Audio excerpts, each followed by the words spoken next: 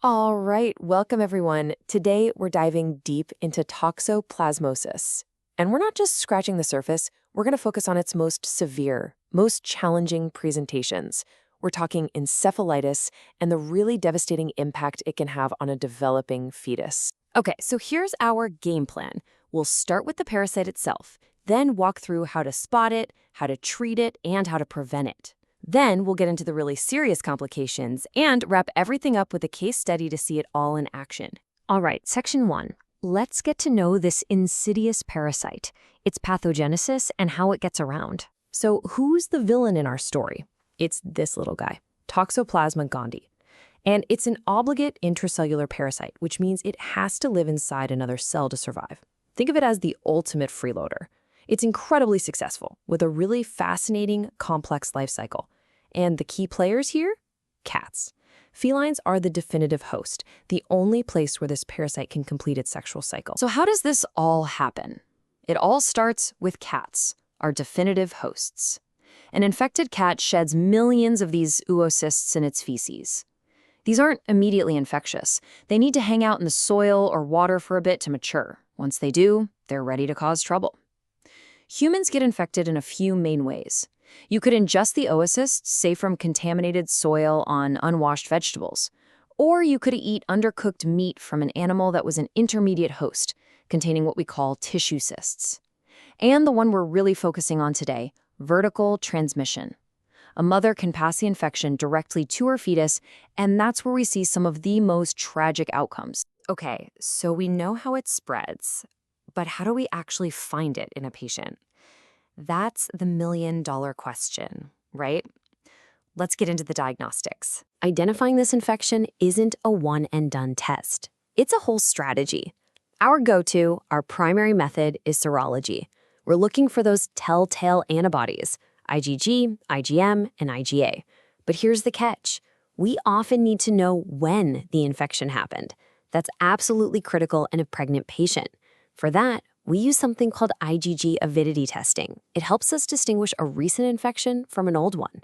Now, if we suspect a congenital infection, we have to get more direct. We're talking molecular methods like an NAAT on amniotic fluid. And for ocular toxo, we'll use PCR on paired samples of blood and fluid from the eye itself.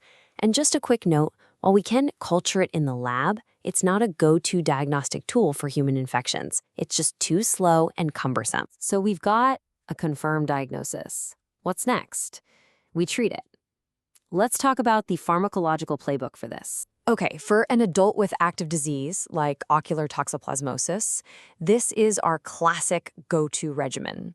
It's a triple therapy. You've got pyrimethamine and sulfadiazine doing the heavy lifting against the parasite. But, and this is so important, pyrimethamine can be really tough on bone marrow.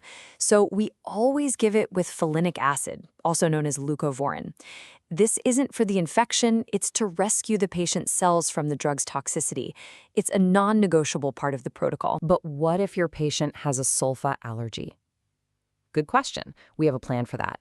We simply swap out the sulfadiazine for clindamycin.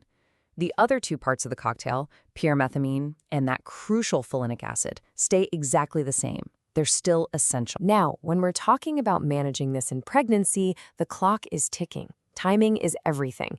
The treatment strategy literally changes based on gestational age.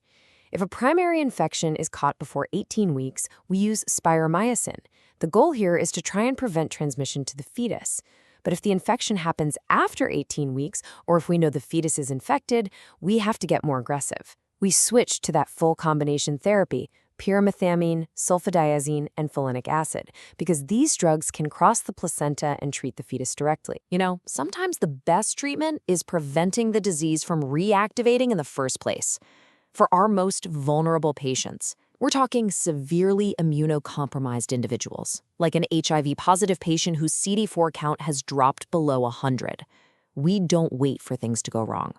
If they're seropositive, meaning they've had a past infection, we put them on prophylaxis with cotrimoxazole to prevent a dangerous reactivation, like toxoencephalitis. All right, we've covered treatment. Now let's switch gears and talk about how we can stop this thing from happening in the first place.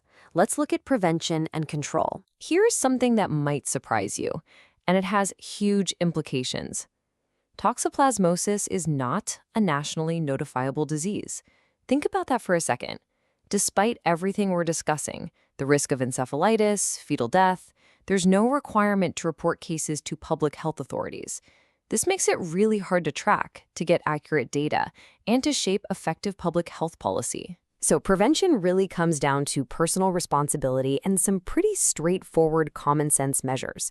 We're talking about cooking meat all the way through or freezing it properly, washing fruits and veggies really well, and of course, practicing good hand hygiene, especially after you've been gardening or, the classic, handling a cat's litter box.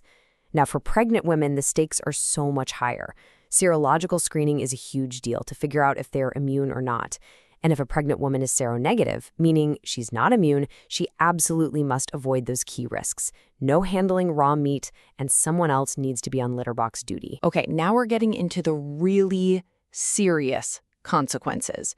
This is where we see just how devastating this parasite can be and how the outcome completely depends on the host's immune system. The clinical picture is like night and day, depending on who gets infected. If you're an otherwise healthy, immunocompetent person, the most likely serious problem you'll face is in the eye, ocular toxoplasmosis, or chorioretinitis, which can really mess with your vision.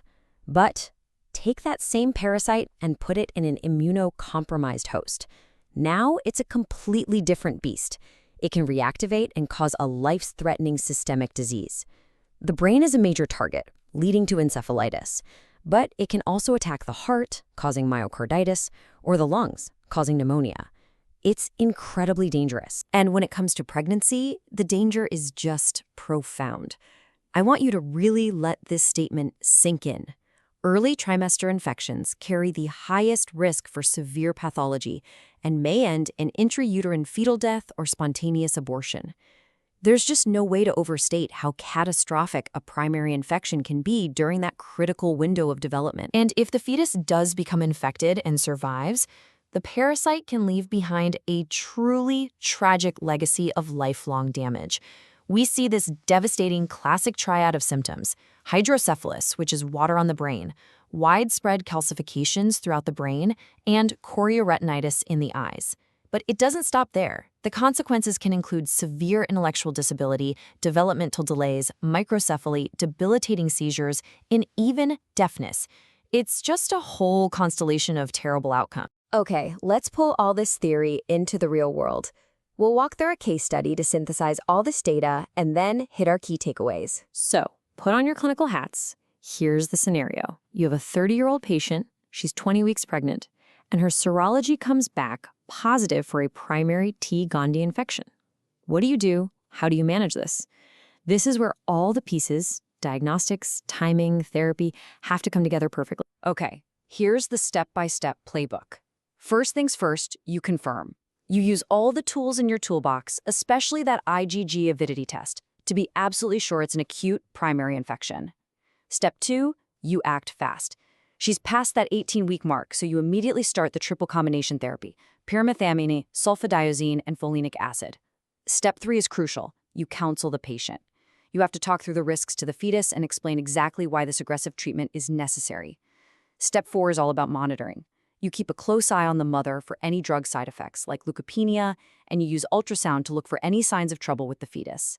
And finally, step 5, you plan ahead. You get the whole postnatal care team ready for a thorough evaluation of the infant at birth, and you're prepared to continue treatment if needed. So that brings us to our final big picture question. We've just walked through how severe this disease can be, how it spreads so silently, and the immense harm it can cause to the most vulnerable. So, should a disease like this really be non-notifiable? Should it get more public health scrutiny? It's a tough question, but it forces us to think about that bigger One Health picture, where human, animal, and environmental health all collide. It really makes you wonder where our responsibilities as clinicians and public health advocates truly begin and end.